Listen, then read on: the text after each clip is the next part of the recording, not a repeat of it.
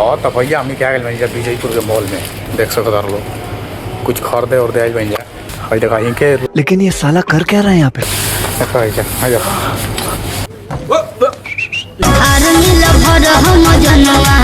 ए बोरे बोरे बोरे बोरे ए बोरे चले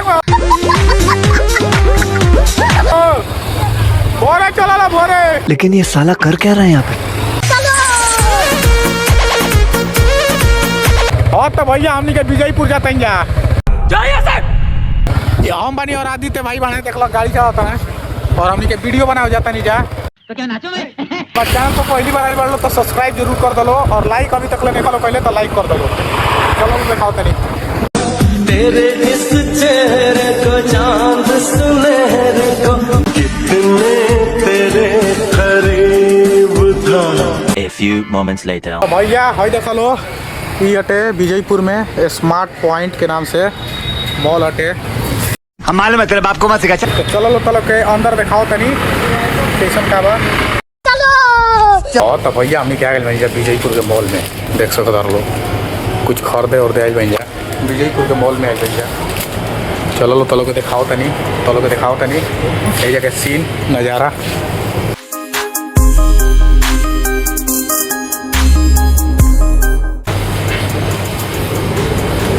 देख लो भाई। ये भाई पाकल बा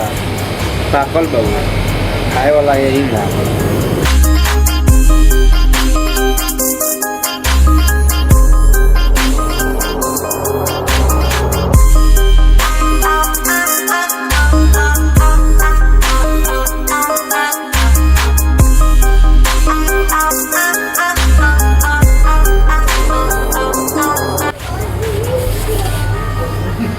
देखो ये जब पुशअप मारता है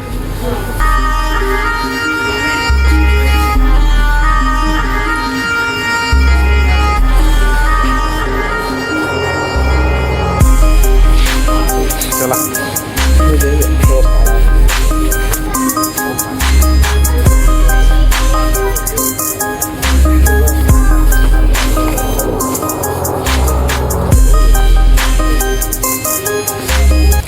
भाई जेके भी सामान ले के एथी में मॉल में ले सकला देख लो भाई नज़दीक में।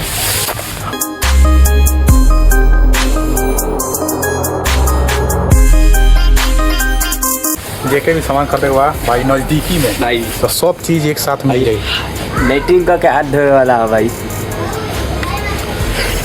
जेके भी जितना सामान खरीदे हो सब एक साथ ही जब मिल जाके खरीद लिया।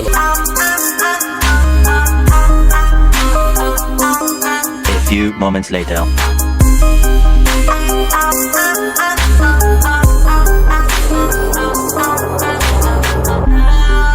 ए बोरे बोरे बोरे बोरे ए बोरे चले बोरे चला बोरे। लेकिन ये साला कर क्या रहा है यहाँ पे?